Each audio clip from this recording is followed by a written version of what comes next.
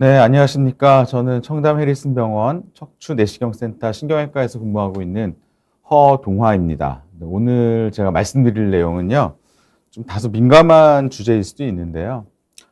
척추 수술을 권유하면 나쁜 의사 같은 느낌이 좀 나고요.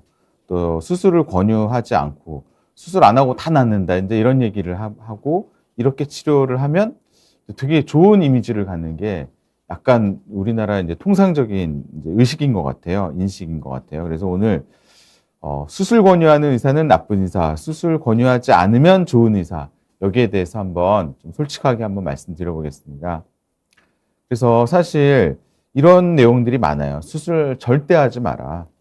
이렇게만 하면 다 낫는다. 뭐 특정 운동을 하거나 특정 자세를 하거나 뭐 특정 음식물 이런 것들로 척추 질환이 다 낫는다. 이런 이제 이야기를 하는 다양한 매체들, 다양한 이제 사람들이 있는데요.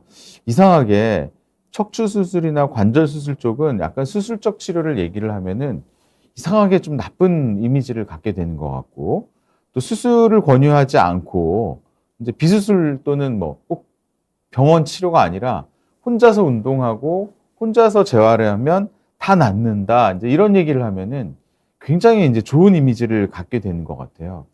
그래서 사실 이 부분에 대해서 이제 맞는 얘기도 있고 틀린 얘기도 있어서 제가 오늘 여기에 대해서 좀 말씀드리도록 하겠습니다.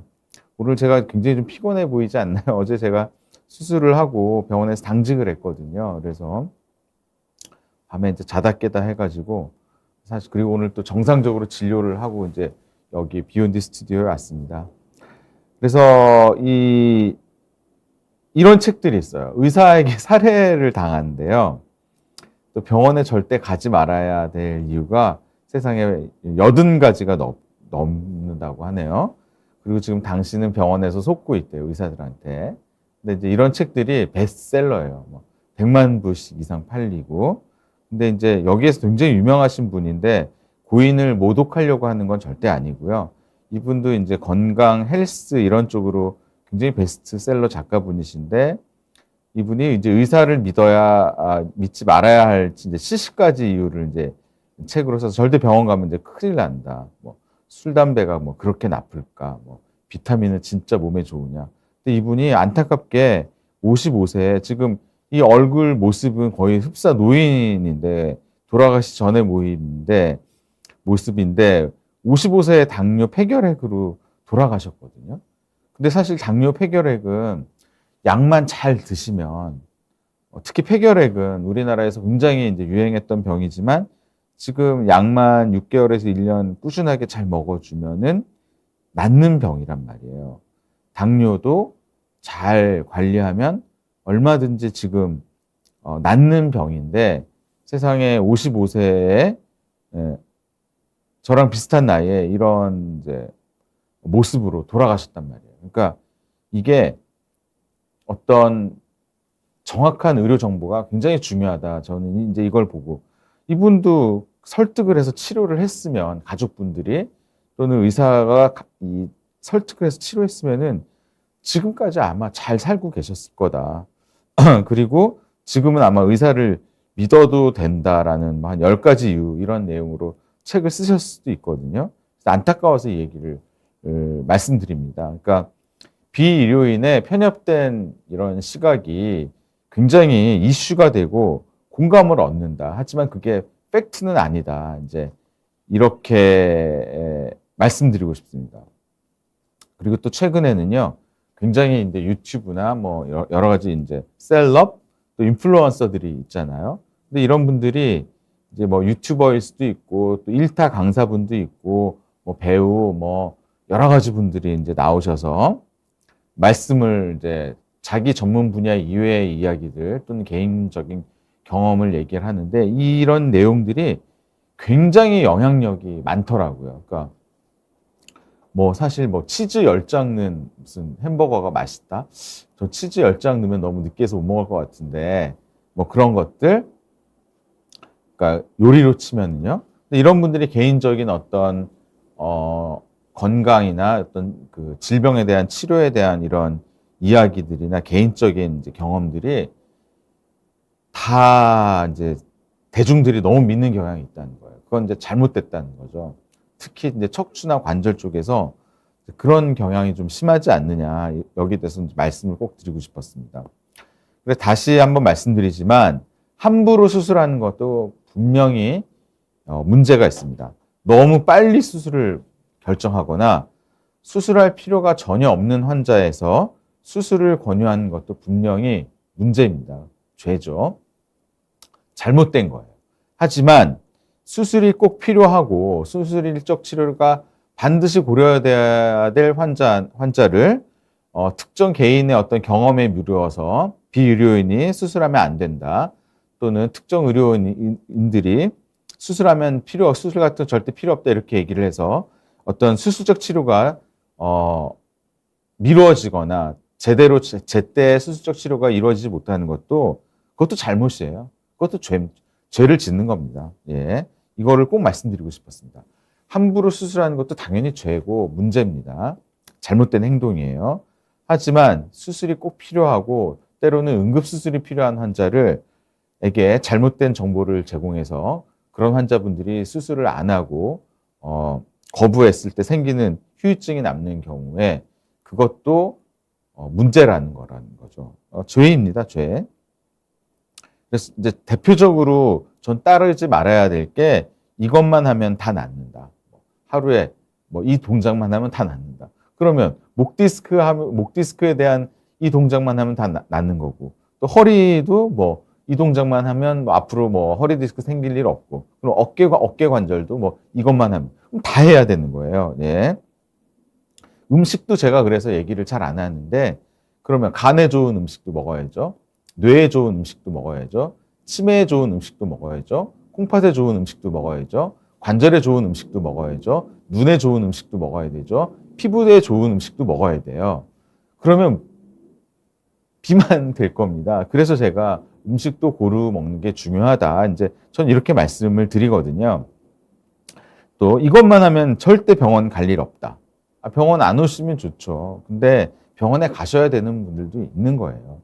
왜냐하면 우리가 계속 쉬면서 몸만 관리할 수가 없거든요. 굉장히 이 건강이나 척추에 문제가 될 만한 그런 자세로 일을 할 수밖에 없는 분들이 있단 말이에요. 가까운 운전기사님부터 택배기사님, 또 시골에서 농사 짓는 저희 어머님, 아버님들, 그런 분들이 그 일을 안 할 수가 없단 말이에요. 그런 일을 하면서 허리를 하는 건 맞는데, 편안하게 쉬면서 이것만 하면 병원 갈 일 없다. 이런 얘기는 정말 틀린 얘기고요. 100% 완치된다. 100% 완치는 없습니다. 100% 완치를 목표로 하는 거죠. 하지만 허리라는 거는 계속 노화가 되고 우리가 나이가 들에 따라서 치료했지만 또 다른 부위에 또 생길 수가 있는 거거든요. 그래서 이런 말들은 제 생각에는 굉장히 틀린 얘기일 가능성이 많다. 그 다음에 수술 절대 하지 마라. 약 절대 먹지 마라. 이런 얘기도 저는 극단적인 어떤 표현들은 정말 잘못된 얘기다. 이렇게 말씀을 드리고 싶습니다. 척추 수술은요, 저희 척추외과 의사들한테도 굉장히 부담되는 경우가 많아요. 예. 도저히 이거 내가 하기에 너무 어려운 수술들도 분명히 있고요. 안 할 수도 없는데, 그 척추외과 의사가 완성되려면 보통 이제 의대 6년 졸업하고 인턴 레지던트 하면은 이제 11년 되죠. 남자는 이제 군대 갔다 오면 14년. 갔다 와서 정형외과나 신경외과를 전문의를 따고 보통 2년 정도 펠로우라는 전임의 과정을 거칩니다. 근데 보통 그러면 이제 남자 나이는 이제 36 정도 되거든요. 근데 거기서 내시경을 또 배우려면 1년 정도 더 배워야 되거든요. 그럼 이제 37 정도 되고요. 그러면 이제 대학에서는 이제 조교수 정도가 되는데, 그럼 조교수 돼서도 바로 어려운 수술을 할 수 있느냐? 그렇지 않아요. 주임 교수님하고 또 수술을 하면서 배워서 내가 어느 정도 목 수술, 허리 수술, 등 수술 이런 거, 또 내시경 수술 이런 거를 자유자재로 어느 정도 할 수 있는 시기가 40 정도 돼야 돼요. 40이 돼야지 어느 정도의 수술을 이제 좀 자유자재로 할 수 있게 되거든요. 거기에서 또 이제 그 내시경을 좀 고난이도 내시경 수술을 좀 더 배우려면은 한 1, 2년 정도 또 다른 사람 수술도 보고 또 공부도 하면서 배워야 됩니다. 그러면은 우리가 보통 20살에 의과대학을 들어가서 웬만한 수술이 어느 정도 가능해지는 척추외과 의사가 탄생하는데 20년이 걸리는데 내시경까지 다 잘하려면 그러면 그 척추외과 의사의 수명이 어느 정도 되냐면 보통 저희 20년 잡습니다. 그러면은 이제 나이 한 60 되거든요. 환갑 이후에는 너무 어려운 수술이라든지 부담되는 수술은 사실 체력적으로 하기 힘들어요. 눈도 노안도 오고. 사실 저도 이제 50대이기 때문에 앞으로 한 10년 정도 수술하면 더 하고 싶어도 아마 못하는 시기가 올 것 같아요. 근데 이제 요즘 더 문제는 뭐냐면 이런 외과 계열을 이제 지원하는 이제 젊은 의사들이 점점 이제 줄고 있다는 거죠. 그래서 이 외과 의사들도 때로는 척추 수술이 굉장히 부담되고 무섭지만 그런 부담감을 안고 수술을 하는 겁니다. 자꾸 수술이라 그러면 수술 이꼴 돈, 상업적 이미지 이렇게 자꾸 되는데 물론 뭐 비용을 우리가 청구하지 않을 수는 없지만 대학병원에서도 뭐 이제 비용을 내시니까요. 근데 때로는 안 했으면 싶은 게 이제 그런 수술도 저희가 분명히 있고 근데 이제 어려운 수술이 있는 전날은 회식도 안 가고 술도 안 먹고 일찍 자죠. 예. 그다음에 이 수술을 권유하는 경우는 생각보다 많지 않아요. 제가 이제 보통 하루에 하루 종일 진료를 보면은 뭐 60분 정도 환자를 보는데 그중에 이제 10명에서 15명 이제 신환 환자를 보거든요. 근데 그 환자분들이 대부분이 다른 데서 비수술적 치료를 하다 안 돼서 저한테 수술적 치료 여부를 문의하러 오신 분들이고 근데 그 환자분들 중에 실제로 수술을 권유드리는 경우가 몇 분 되지 않습니다. 그러니까 하루에 많아봐야 4-5분 정도 수술을 저희가 권유드리는 거거든요. 그러니까 생각보다 무슨 외과 의사면 다 수술을 권유드리느냐 그렇지 않아요. 오늘 오전에도 제가 진료했는데 아마 수술 오늘 권유드린 분 2분인가 있었죠? 네, 나머지는 다 수술 권유 안 드렸습니다.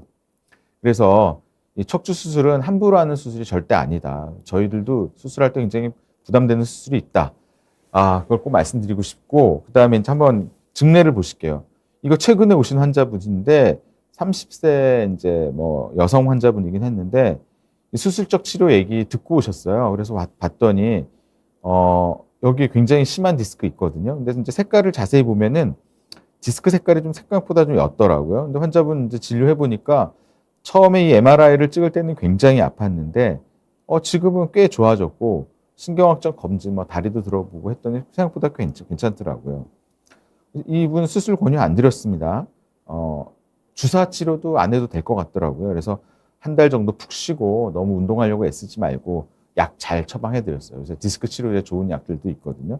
그리고 필요하면 3달 정도 있다가 MRI 찍어서 많이 흡수된지 여부 한번 확인해 보자. 이렇게 말씀드렸어요.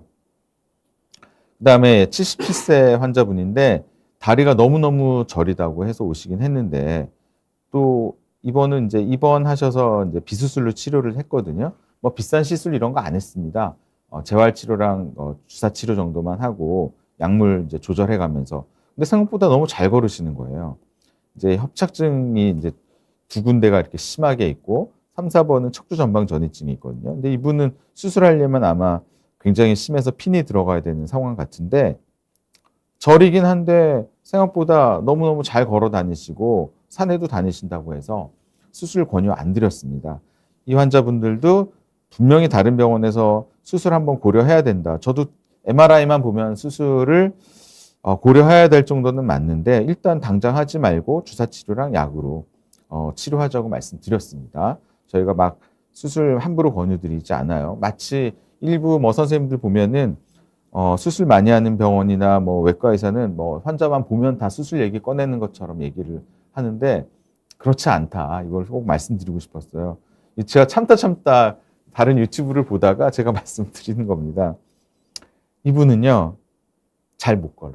아까 걷긴 한데 보행 자체가 굉장히 부자연스러워요. 이분 목 디스크인데 목 디스크보다는 협착이 있거든요. 예전에 수술했던 위아래 쪽으로 협착이 왔습니다. 이분은 이제 내시경으로 넓히기로 한 환자분인데 이분 뭐 아시죠? 이것만 하고 오셨어요. 뭐 신전 운동하면 다 낫는다는 게 요새 뭐 유튜브나 방송에서 무슨 전설처럼 내려오는 얘기라서 이것만 하면 다 낫는다고 해서 이것만 하고 오셨는데 그게 아니죠. 이런 환자분들은 보행장애랑 추후에 이제 다리에 마비가 올 수 있기 때문에 반드시 수술을 고려해야 되고 저희 병원에서 안 하시더라도 꼭 어느 병원을 가셔서라도 수술하셔야 됩니다. 이렇게 말씀을 드립니다. 물론 제가 근무하는 병원에서 수술하시면 저희들이 최선을 다하겠지만 이런 경우는 어느 병원을 가셔서라도 수술을 하셔야 된다. 이제 이렇게 제가 말씀드리거든요. 이 환자분도 목 디스크로 알고 협착이 있다. 보통 다 이런 분이 뭐 하고 오시냐면 이것만 하고 오십니다. 신전 운동, 이런 운동, 이걸 다 낫는다고 하도 얘기를 이제 매스컴에서 듣고 오시니까요. 근데 이 환자분은 뒤에 종양이 있는 환자분이에요. 협 디스크도 있지만은 뒤에 종양이 있어요. 이거 조직 검사 보내서 확인해야죠. 수술 치료도 하고 조직 검사도 보내고. 이 환자 수술하면은 나쁜 사람입니까? 그러니까 이런 얘기가 대부분의 환자분이 목이 안 좋은 환자분의 90%는 협착증 아니면 목 디스크이긴 하지만 이런 종양성 병변이 뒤에서 보이는 경우가 분명히 있어요. 그러니까 자가 진단하지 마시고 병원에 오셔야 되고, 물론 이 환자분은 제가 치료했었고 다행히 양성 종양이 나왔고 내시경으로 성공적으로 잘 치료를 했는데, 이런 경우에도 수술 얘기하면은 다른 이제 지인분들 옆집 누가 부장님이 절대 수술하지 말라 그런 얘기를 했다는 얘기를 저한테 꼭 해드립니다. 그러니까 물론 초기 디스크는 당연히 수술 안 하고 그렇지만 이런 분들은 종양이잖아요. 그러면은 수술을 해야 되지 않겠습니까? 예. 그러니까 목 디스크만 있는 게 아니다. 이제 이거를 꼭 말씀드리고 싶고요. 이 환자분 이제 제가 내시경으로 해서 뒤에 제거했더니 신경 눌리는 거 이 부분이거든요. 다 뗐고 뒤에 이제 이 종양 덩어리 같이 한꺼번에 제거를 했고요. 다행히 이분은 양성 종양이었거든요. 그다음에 보행 다 좋아졌고, 그래서 이제 이 환자분은 아마 1년 정도 있다가 다시 한번 찍어보려고 그래요. 왜냐하면 이제 재발할 수 있으니까. 1년 후에 찍었는데 이제 크게 재발 없으면은 완치된 거겠죠. 이런 경우는 100% 완치를 기대할 수가 있습니다. 그다음에 이 경우도요. 목 디스크로 이제 주사 치료 이런 얘기만 듣고 오셨는데 실제로 MRI를 보니까 물론 목 디스크도 있습니다. 이거 전에도 보여드린 적이 있는 사진인데 3번, 4번에서 뒤에서 두꺼워진 인대가 누르는 협착이에요. 이런 분들은 손도 저리고 목도 아프고 팔도 저리고 근데 문제는 이제 다리의 힘도 좀 떨어지거든요. 목에서 신경이 눌리면 팔, 다리의 힘이 다 떨어질 수가 있어요. 허리에서 눌리면 다리 쪽에만 영향이 주지만, 그래서 이 환자분 같은 경우 연세가 꽤 많음에도 불구하고 보행에도 문제가 생기고 힘이 떨어지니까 수술해야 되잖아요. 이런 환자분들은요, 신전 운동 잘못하면 안 돼요. 목하면은 누가 얘기를 해서 다 신전 운동 이런 얘기만 하는데, 이런 경우는 신전 운동 함부로 하면 안 됩니다. 문제가 있는 거예요. 그러니까 일단 첫 번째, 신전 운동 자체가 잘못됐다는 게 아니에요. 초기 디스크나 디스크 변성이 있을 때는 분명히 좋은 재활 운동이 맞지만, 이런 협착이 심하거나 종양이 있거나 중증 디스크가 있을 경우에는 정확하게 의료기관 안에서 재활 치료를 하는 게 낫지, 개인적으로 함부로 운동하시면 오히려 문제가 발생할 수 있다. 이렇게 말씀드립니다. 그 다음에 이제 마미총 증후군, 아마 한 번쯤은 이제 허리 디스크로 이제 고생하셨던 분들이 한 번쯤은 이제 얘기 들어보신 건데, 이 협착이랑 디스크가 너무 심하면 자율신경계까지 다 눌려서 운동신경, 자율신경, 감각신경까지 다 눌려가지고 이제는 이제 배뇨장애에도 오고 소변 보는 관략근의 조절 능력이 떨어지고 방사통도 심하고 이제 이렇게 되거든요. 그 다음에 이야기하기 민망한 항문 주변으로 감각이 떨어진다든가 그렇게 오셨어요. 그래서 환자분 찍었더니 1, 2번 쪽으로 중증 디스크, 원래 협착이 있는데 디스크가 생겨가지고 이런 경우는 그냥 당일날 바로 수술합니다. 당일날. 아니면 그날 너무 늦게 오시면 약 쓰고 다음날 아침 다른 수술 다 미루고 이분부터 첫 수술로 해드립니다. 그렇게 해야 돼요. 만약 안 하신다고 하면 꼭 설득해서 다른 병원이라도 꼭 가셔야 된다. 필요하면 응급실로라도 들어가셔야 된다라고 저희가 설명하거든요. 그래서 보시면은 굉장히 신경이 오래 눌려 있으면 이런 비정상적인 혈관들이 자랍니다. 그리고 밑에 이제 큰 디스크가 있어요. 디스크 보면 이게 굉장히 질긴 디스크가 나와 있거든요. 이거 기다려도 잘 흡수 안 돼요. 예. 제거했더니 이제 신경이 많이 이제 풀렸던 경우고요. 다행히 배뇨 장애도 좋아지고 저림감은 남았어요. 아쉽지만 하지만 방사통은 굉장히 좋아졌던 내시경으로 이렇게 수술했던 경우고요.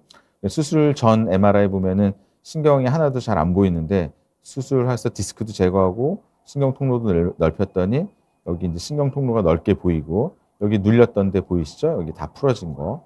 그래서 이런 경우는 수술 절대 하지 마라 이러면 이제 큰일 나는 거예요. 잘못된 정보다라고 제가 말씀을 드리고 싶습니다. 그 다음에 이제 다리 저리고 방사통 있고 힘도 좀 빠진다. 그러면 우리들이 다 생각하는 거 뭐냐면 협착증 생각하잖아요. 근데 이분은 협착증이 맞지만 허리 협착이 아니라 흉추부 협착이고요. 흉추부 황색인대 고라증. 이것도 전에 한번 보여드린 적이 있어요. 설명하기 아주 좋은 경우에서 제가 이 사진을 자주 들고 나오는데 보면 인대가 하얗게 석회화되면서 신경을 누르고 있거든요. 이런 경우는 뭐 특정 자세를 취하고 특정 운동을 해서 좋아질 수가 없는 병입니다. 이 딱딱해진 인대가 저절로 녹아서 흡수될 수도 없거든요. 이런 경우는 반드시 수술을 고려해야 됩니다. 이 환자분 같은 경우는 다른 병원에서 이제 밑에만 이제 주로 치료를 받았어요. 협착이거든요. 양쪽 다리 힘도 빠지고 보행 장애도 있고 저리고. 근데 이제 보니까 이 위쪽으로 흉추부 쪽으로 협착이 있었거든요. 허리 협착이야 수술 안 하고 충분히 주사도 오래 맞고 재활 치료하고 약물 치료하면서 좀 버틸 수가 있지만은 흉추부의 협착은 반드시 수술을 고려해야 되는 병이에요. 그래서 이 환자분 같은 경우는 위에 먼저 하고 신경 통로가 이렇게 다 좁아진 거, 넓어진 거 보이시죠? 이런 식으로 보여야 되는데 여기는 꽉 눌려서 신경 통로가 잘 보이지 않았고요. 추후에 다리 저림감이 있어서 저를 이제 많이 믿어주셔서 밑에 허리 쪽에도 협착증이 있었던 경우를 이제 두 부위를 다시 내시경으로 치료해서 환자분 많이 이제 좋아지셨던 그런 경우가 되겠습니다. 그래서 또 어떤 경우가 있냐면, 그쵸, 허리 수술 원치 않죠. 저희도 처음부터 권유 안 하는데, 이 환자 같은 경우는 허리 통증, 다리 방사통 있어서 굉장히 오랫동안 보존적 치료했고, 또 민간요법도 했어요. 충분히 그럴 수 있다고 생각합니다. 근데 이제 어느 선을 넘어가게 되면 이 치료만으로 안 되는 걸 인지하시고 포기할 때는 또 포기를 해야 되는데, 잘 보시면 척추분리증이 원래 있던 분인데 척추가 앞쪽으로 밀린 전방전이증인데요. 지금 50%까지 가까이 왔거든요. 지금 전방전이증 2단계에서 3단계로 넘어가면 굉장히 심한 전방전이증인데, 이런 경우는 수술할 때 잘 안 맞춰져요. 너무 굳어져 버려가지고. 그래서 어쩔 수 없이 이제 다리도 너무 아프고 허리도 너무 아파서 이제 저희 병원을 찾아주셔서 이제 내시경으로 수술해서 어긋난 뼈 이렇게 다 맞춰줬던, 보시면 굉장히 많이 어긋났었는데 이제 이런 경우는 유압수를 할 수밖에 없거든요. 그래서 최대한 사실 저는 이 정도까지 안 맞춰지지 않을까 이제 이런 생각을 했었는데 다행히 잘 맞춰져서 수술 전후 MRI 보면 여기는 완전히 어긋나 있잖아요. 2단계 이상의 이제 전방 전이증이 있었는데 수술 후에 이제 신경 통로도 많이 풀어지고 어긋난 것도 거의 다 잡힌 걸 볼 수가 있습니다. 그래 조금 아쉽거든요. 조금 덜 맞춰진 게 있는데 조금만, 그러니까 너무 초기에 수술하실 필요는 없지만 이 정도로 어긋나기 전에 오셨다면 더 완벽하게 수술을 해드릴 수 있었는데 그게 좀 아쉬웠다, 이제 그렇게 말씀드릴 수 있습니다. 그 다음에 이제 또 하나 말씀드리면은 이제 이분 이제 51세인데 이분은 목 디스크 얘기 듣고 따로 검사는 안 하시고 계속 이제 여기저기 민간요법, 개인 운동 이런 거 해오셨던 분인데 실제로 보면은 여기 무슨 덩어리처럼 보이세요? 요 허리 4번 뼈 쪽에 하얀 게 이제 이게 종양이 발견됐거든요. 근데 종양이 있다 하더라도 증상 자체는 굉장히 그 목 디스크나 목 협착증하고 유사하거든요. 어쨌든 신경이 눌리는 건 똑같으니까요. 그게 인대가 누르든 디스크가 누르든 종양이 생겨서 누르든 눌러서 생기는 증상은 거의 비슷해서 이분은 자기가 목 디스크라고 믿고 오셨는데 안 나아서 결국은 MRI를 촬영했는데 꽤 큰, 아마 여기서 좀만 더 커졌으면 마비도 왔었을 겁니다. 근데 이 종양 자체가 다행히 서서히 자라는 종양이라 신경 자체가 어느 정도는 적응을 해서 마비까지 다행히 오지는 않았던 환자분인데, 이분은 이제 내시경으로는 할 수 없었고, 현미경 보면서 여기 있던 종양을 다 제거했고요.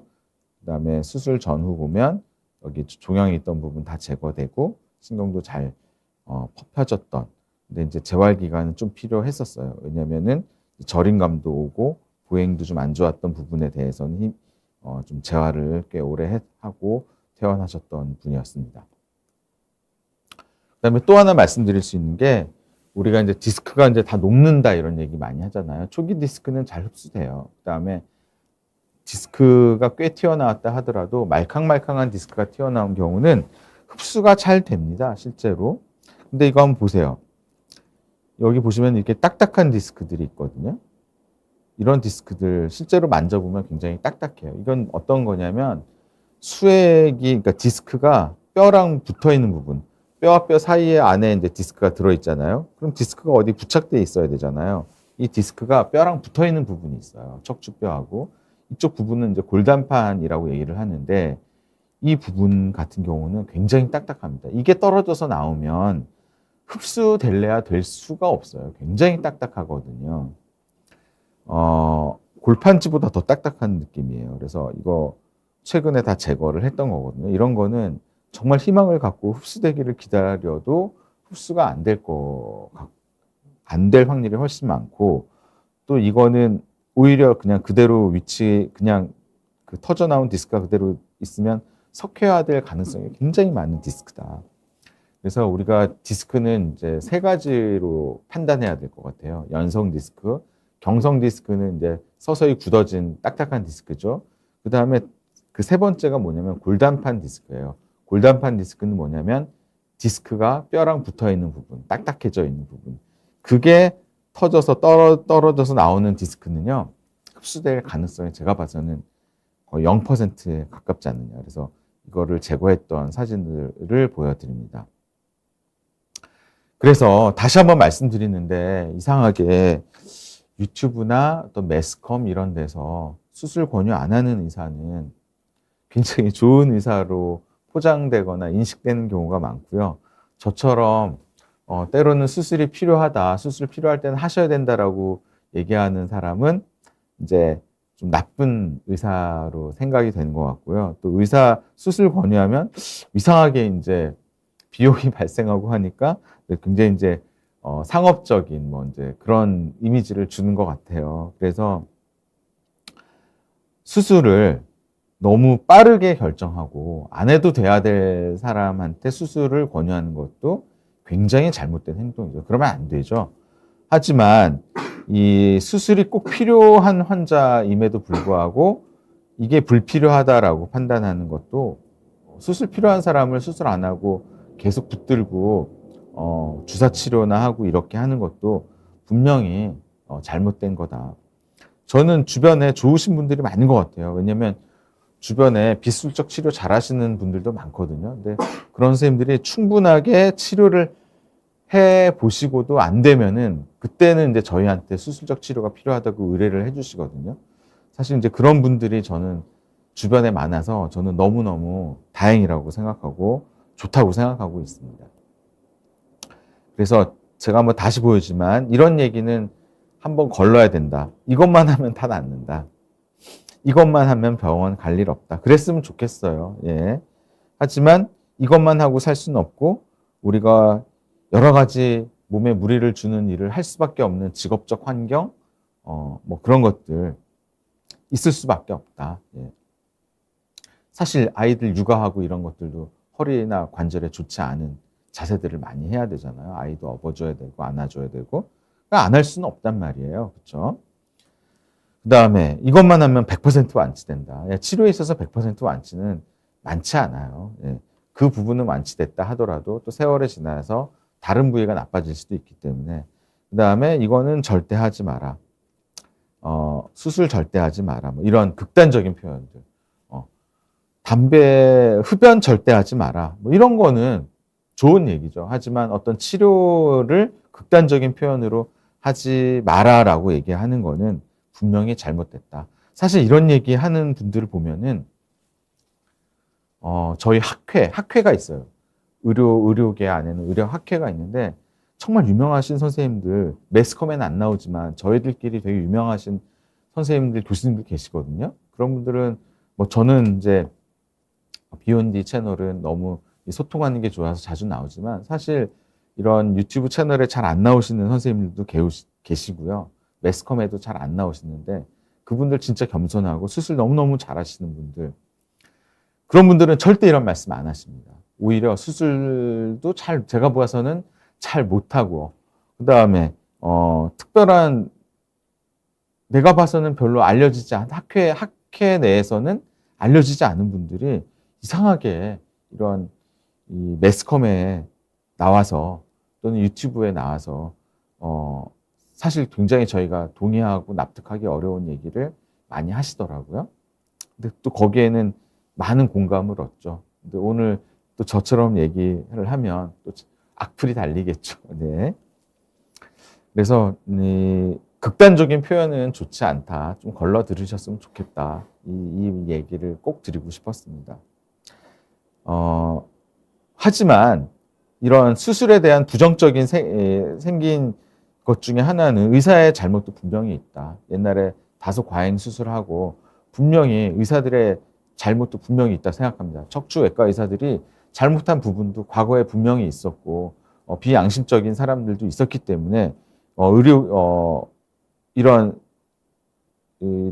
인식이 생기지 않았냐. 거기에 대해서는 저도 깊이 반성하고요. 하지만 반성도 하지만 또 이런 이외의 문제들도 분명히 있다. 너무 편협된 시각으로 이야기하는 의사들도 분명히 있다. 이거를 꼭 말씀드리고 싶습니다. 그래서 사실 저희 병원에 오늘 제가 말씀드렸잖아요. 오늘 오전에 수술 권유드린 분이 제가 진료하면서 2분인가? 나머지 환자분들은 수술적 치료를 좀 더 기다려보자라고 오늘 제가 분명히 말씀드렸습니다. 그래서 이 보존적 치료도 계속 발전하고 있고요. 수술적 치료도 계속 발전하고 있으니까 정말 많이 발전했어요. 기구들 새로 신제품 나오는 거 보면은 저도 깜짝깜짝 놀라는 제품들이 계속 나오고 있습니다. 그래서 한 번쯤은 수술에 대해서 수술 권유를 받았다. 그러면은 약간 삐딱하게만 생각하지 마시고 한 번쯤은 고민해 보시는 게 좋겠고, 어떤 치료를 권유받았는데 도저히 이거를 내가 납득하기가 어렵거나 너무너무 이게 맞는 건지 궁금해서 그럴 수 있죠. 그럴 경우에는 다른 병원에 한두 군데 정도 더 가셔서 제2, 제3의 의견을 들어보시면은 어떤 치료를 결정하시는데 도움이 되지 않을까 이렇게 생각됩니다.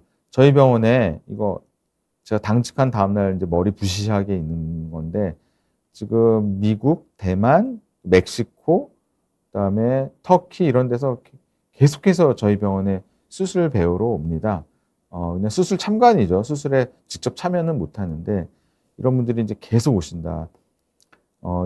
저번 주에도 계속 오셨고, 이번 주 금요일 날에도, 내일이죠. 내일에도 이제 미국에서, 선생님이 3분 오시기로 했거든요. 수술 보러. 그러니까, 이 척추 내시경 수술 분야만큼은 우리가 이제 선도한다. 대한민국이 거의 전 세계 탑이다라고 얘기를 제가, 감히 말씀드릴 수 있다. 제가 탑이라는 게 아니에요. 우리나라가 탑이다라고 꼭 말씀드리고 싶었습니다. 네. 그래서 오늘 뭐 한 30분 정도 말씀드렸는데요. 그래서 섣부른 수술도 악이고 잘못된 거지만 또 비수술적 치료가 필요한 사람에게 수술을 함부로 권유드리는 것도 잘못된 행동이지만 수술을 반드시 고려해야 될 환자한테 수술 필요 없다는 식으로 얘기하는 것도 잘못되고 어떤 특정 치료로서 모든 걸 다 해결할 수 있다는 식으로 얘기하는 것도 저는 잘못됐다. 이렇게 그것도 악이다라고 말씀드리고 싶었습니다. 오늘 경청해 주셔서 감사드리고요. 오늘 꼭 드리고 싶었던 말씀을 드려서 굉장히 저도 좀 후련하고요. 수술하는 의사도 함부로 수술 권유드리지는 않는다. 하지만 꼭 필요한 경우에는 권유드린다. 이렇게 말씀드리고 싶었습니다. 오늘 이제 질문 답변 이제 할 텐데 오늘 제가 드린 말씀이 좋았다 그러면 좋아요도 좀 눌러주시고 우리 항상 좋은 방송 해주시는 비욘디 채널도 많이 구독 눌러주세요. 네. 그러면은 질문 답변 한번 해보겠습니다. 낮 시간이라서 뭐 질문이 많이 나온 것 같지는 않은데요. 유튜브에서 봤더니 그런가? 뭐 저는 사실 이런 거 괜찮습니다. 뭐 누가 그러던데 이게 이런 치료가 맞지 않느냐 이렇게 말씀하시는 분 충분히 저는 그럴 수 있다고 생각하고요. 저도 뭐 그럴 수 있거든요. 저도 뭐 어디 뭐 사러 갔는데 이게 뭐 봤는데 이게 맛있다던데 이거 있나요? 이렇게 얘기할 수도 있는 거잖아요. 그렇죠? 뭐 유튜브에서 봤는데 이 집 음식이 뭐 이게 더 맛있다는데 뭐 이렇게 저도 얘기할 수 있거든요. 당연히 병원에서도 그럴 수 있다고 생각하고요. 유튜브에서 봤더니 이렇다던데 그럼 그게 맞는 얘기면 제가 동조를 해드리면 되는 거고 지금 그 환자분 상황에 맞지 않는 내용이라면 그거는 틀린 내용 같다라고 제가 잘 설명드리면 될 것 같습니다. 물론 고집 부리는 분들도 계시긴 하지만 그거를 틀린 내용이면 잘 교정을 해드려야 되는 게 제가 할 일이 아닌가 싶습니다. 네. 그다음에 뭐 그런 말씀하신다고 싫어하지는 않습니다. 그다음에 상남자님께서 신경차단 주사를 이제 블럭 주사라고 하죠. 이제 2번을 맞았는데 이제 그 비급여 이제 주사가 들어갔죠. 히루니다주라는데 하이루로니데이즈라는 약이고요. 유착 박리제가 계속 들어갔는데 이제 어떤 효과가 있는지 이제 제가 이건 정확히 말씀드릴 수 있는데 유착 박리제는 여러 가지 효과가 있는데요. 일단 그 디스크나 이제 협착이 있는 경우는 그 병변에 유착이 좀 있을 수가 있거든요. 어디전이라고 하는데 유착 박리제가 들어가면 그 유착을 실제로 조금 풀어주는 효과가 있어요. 100%는 아니지만 그 다음에 두 번째는 유착 박리제가 들어가면 이게 간접적인 효과가 있는데 투여한 약물 우리가 뭐 스테로이드랑 국소 마취제를 같이 들어가잖아요. 그게 신경 쪽으로 잘 퍼져야 되는데 이 유착 박리제가 그 약이 더 잘 퍼지도록 하는 그런 효과가 있어요. 근데 세 번째는 그다음에 이 머금는 효과라 그래야 되나요? 이 약이 오랫동안 거기서 좀 잘 그냥 확 씻겨 나가면 안 되고 거기서 약이 오랫동안 이제 유지가 되면서 효과를 계속 유지해 주면 좋잖아요. 그래서 이 실제로 이제 그게 이제 오랜 그 약물의 효과를 좀 오래 유지시켜주는 그런 효과가 있습니다. 그 세 가지의 효과가 있어서 이제 보통 쓰게 됩니다. 그래서 옛날에는 되게 비쌌어요. 근데 지금은 이제 많이 좀 가격이 낮아져서 그래서 세 가지 약물을 씁니다. 하이루니데이즈가 이제 히루니다주라고 아마 그 병원 돼 있는 것 같은데 유착 박리제, 국소 마취제, 통증약이죠. 그다음에 세 번째는 당뇨가 있으면 안 쓰는데 이제 허리에 주로 쓰는 스테로이드제 세 가지를 섞어서 투여를 하게 됩니다. 그래서 5년이 되셨는데 근데 맞을 때 같이 맞으면 괜찮습니다. 유착박리제라는 거는 이제 몸에서 흡수가 돼서 배출이 되거든요. 그래서 자주 맞는 거는 문제가 되는데 1년에 뭐 한두 번 정도 맞으실 때는 저는 유착박리제 그 하이루로니데이즈 주사를 같이 맞는 게 더 효과가 좋거든요. 주사 맞는 거 아프시잖아요. 안 아프려고 힘들게 주사 맞는데 저는 그냥 같이 맞으시는 게 낫지 않겠느냐. 예. 그렇게 설명드리고 싶습니다. 다음 질문이 있는데 박한수님께서 느낌에 박한수님이실 것 같긴 한데 성함이 이제 신전 운동을 안 되면 안 되는 상태를 본인이 캐치할 수 있는 맞아요. 아주 잘 말씀드리지만 신전 운동 자체는 목에 좋은 운동이 맞아요. 이 목 통증하고 목 근육 풀어주고요. 이렇게 하는 거잖아요. 앞뒤로도 해주고 그 다음에 거북목이 있을 때 목의 곡선도 좋게 해줄 수가 있는데 다만 심한 협착이 있다든지 심한 디스크가 있을 때는 신전 운동에 의해서 그 부위에 자극이 올라올 수 있거든요. 그래서 신전 운동을 했더니 통증이 악화된다든지 아니면 찌릿한 느낌이 너무 많이 온다든지 그 다음에 나름대로는 신전 운동을 나는 열심히 했는데 별로 통증의 개선이 안 되는 것 같다. 그러면은 이거는 신전 운동만으로 좋아지지 않을 가능성이 많거나 또는 신전 운동에 신경을 자극하고 있을 수가 있거든요. 그럴 때는 어떻게 해야 되냐면 가셔서 이제 MRI 검사 또는 엑스레이 검사라도 해보셔야 됩니다. 아시겠죠? 했더니 별로 좋아지지 않거나 했더니 어떤 자극 증상, 통증이 악화되거나 저리면은 이거는 나랑은 맞지 않겠구나. 그러면 이게 한번 검사를 해봐야겠구나. 이렇게 생각하시면 되겠습니다. 그다음에 8455S님께서 다른 마디 허리 증상이 있어서 병원에 가셨는데 천추 5번 뼈가 거의 붙어 있었다고 하는데 아마 여기는 유압술 안 해도 될 것 같다라고 말씀하셨는데 이거는 제가 뼈가 거의 붙어 있으면 유압할 필요가 없나요? 이 허리가요, 이제 연골이잖아요. 그 디스크는 일종의 연골의 일부인데 이게 특히 요추 5번, 천추 1번 가장 아래쪽 마디는 허리에 그 부하, 로딩이 많이 걸리는 데라서 사실 요새 고3 수험생 굉장히 젊은 나이에도 그 디스크 간격이 좁아져 있는 경우가 많아요. 디스크가 닳게 돼서 좁아져 있거든요. 근데 거기서 더 진행이 되면은 디스크가 아예 없어지면서 자연 유압을 일으키는 경우가 있어요. 그러면은 그 부위는 유압을 하지 않습니다. 이미 자연 유압이 됐을 거라고 판단하고. 하지만 그 거의 붙어 있게 되면은 무슨 문제가 발생하냐면 양 옆으로 추간공이 같이 좁아지면서 추간공 협착을 유발하는 경우가 있어요. 그런 경우는 보통 CT를 찍어보면 엑스레이 상에서는 유압이 된 것처럼 보이지만은 CT나 MRI 상에서 보면은 그게 미세하게 남아있으면서 삐걱거리는 게 보이는 경우가 있거든요. 그런 경우는 유압을 해야 됩니다. 근데 아마 그런 다리 증상이 없고 허리만 좀 아픈데 뼈가 거의 붙어 있다. 그러면 유압할 필요가 없어요. 예. 이미 그 디스크가 다 닳으면서 안정화가 된 거예요. 그거는 다행인 겁니다. 그래서 디스크가 닳아서 뼈 간격이 좁아지면서 자연 유압이 되면서 자연 안정화가 되는 경우는 유압을 하지 않습니다. 네. 그리고 허리만 아프시고 그러니까 이거는 제가 봐서도 유압을 할 이유가 없을 것 같습니다. 네. 그 다음에 일광 X7H님께서 체육 선생님이시고 30대 후반 체육 선생님이신데 4, 5번 분리 전방전이증 1단계 신경공협착 그다음에 이렇게 있으신데 허리 통증이 심해지면은 공황장애가 생기는 것 같아서 그쵸, 스트레스 받으니까요. 그래서 아마 공황장애 약물 치료도 하고 계시는 것 같은데 척추 유압은 나이가 들면 무조건 해야 하나요? 제 생각에는요. 사실 30대 후반의 여성분이 또 미혼이실 수도 있고 한데 유압술을 한다는 거는 굉장히 심적으로 부담이 오는 상황이라고 판단이 됩니다. 예.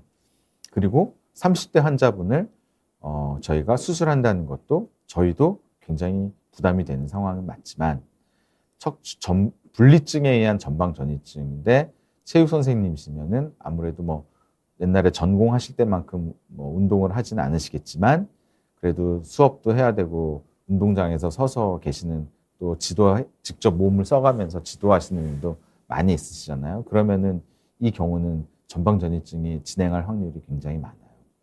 아무리 내가 허리 관리를 한다 하더라도. 근데 보니까 신경공 협착까지 동반이 돼 있으면은 이건 꽤 아프신 거예요. 그러니까 이런 여러 가지 상황 때문에 공황장애까지 생겼다고 한다면 제가 봐서는 5번, 1번 협착증까지는 수술 필요하지 않을 것 같지만 4, 5번은 30대 후반이시면은 이제는 수술을 고려하셔야 되지 않을까. 만약에 아직 미혼이시거나 아니면 아직 육아를 하고 계시거나 또는 아니면 출산에 대한 이런 계획이 좀 있으시다고 하면 조금 더 미루시고요. 그런 것 최대한 버텨나가시고. 근데 이미 죄송합니다. 뭐 개인 이런 거를 뭐 하는 게 아니지만 이제 아이도 다 키워 놓으셨고 이제 결혼도 좀 일찍 하셨다 그러면은 수술을 고려해야 돼. 왜냐하면 현역 선수들 중에서요. 요즘은요 사실 굉장히 냉정하더라고요. 그 프로 같은 경우는 아예 신인 드래프트 할 때 MRI 찍었는데 분리증이 나오면 아예 그냥 그 신인 드래프트 맞나요? 거기 탈락시키는 걸 제가 봤었어요. 근데 이제 뒤늦게 이게 발견이 됐었고 현역 선수로 잘 근무를 이제 선수 생활을 하셨던 분인데 보통 30대 이제 보통 은퇴를 하잖아요. 그러면 이제 참아왔다가 은퇴 이후에 이 수술을 하시는 경우도 있어요. 예. 그래서 체육 관련 선수, 운동 선수시거나 이제 이런 체육 관련 일을 하시는 코치님, 체육 선생님들은 조금 빨리 수술을 해야 되는 경우도 분명히 있습니다. 뭐 저희 병원으로 오시라고 막 하는 건 아닌데요. 너무 판단이 안 되시면은 한번 저희 병원에 자료 가지고 오시면은 한번 제가 판단해 드릴 수도 있을 것 같아요. 저희 무리하게 수술하시라고 말씀 안 드립니다. 근데 올리신 글만으로는 왠지 이게 수술 쪽을 좀 이제 너무너무 젊은 연세이긴 하지만 해야 되는 쪽이 아닐까. 네. 그다음에 다음 그렇게 생각이 됩니다. 그다음에 20대 중반이고 1년 전에 내시경 수술을 했는데 일상생활에 문제는 없고 회복을 많이 했는데 오른쪽 떨림이 이제 계속 있다. 요거는요. 그러니까 신경이 썩거나 신경이 완전히 죽거나 한 건 아닌데 약간 신경이 이제 손상을 좀 받았다. 그러면 그 신경이 분포하는 근육 쪽으로 과민 반응이 나타날 수가 있거든요. 그래서 이런 게 아마 이제 피브릴레이션 또는 파시큘레이션 이제 이렇게 얘기를 하는데 이게 이제 굉장히 신경 쓰일 수 있을 거예요. 또 많이 떨리면은 또 디스크 재발했나 이제 걱정도 되시고 이런 경우에는 우리가 이제 두 가지 약물을 처방을 할 수가 있는데 이제 비타민 B 계열, B12 계열 쪽 신경 회복을 도와주는 이제 그쪽 약물하고 만약에 비타민을 좀 더 드신다면 이제 비타민 D 계열이 근육 쪽 회복을 도와주니까 이제 약물을 쓰는 게 좋고요. 거기다가 이제 그러니까 사실 두 가지는 거의 종합 영양제죠. 거기에다가 이제 약을 하나 더 쓴다면 아마 수술 전후에 드셔보셨을 텐데 이제 신경을 가라앉혀주는 이제 그런 리리카, 뉴론틴 최근에 나온 이제 탈리제 이런 약들을 좀 같이 이제 하면서 근육 강화 운동을 좀 같이 해주면 20대니까 나중에는 거의 느껴지지 않을 정도로 좀 회복되지 않을까요?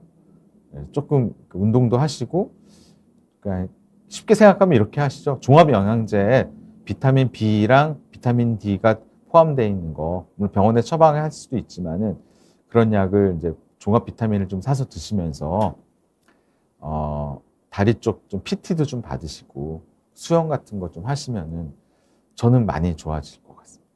네. 좋아질 거예요. 네. 너무 걱정 마세요. 네. 네. 그럼 오늘 또 질문 답변 있으실까요? 네. 없으면은 오늘 이제 이걸로 마치겠습니다. 제가 어제 수술을 하고요. 그 다음에 이제 당직을 해가지고 제가 많이 피곤을 해보일 겁니다.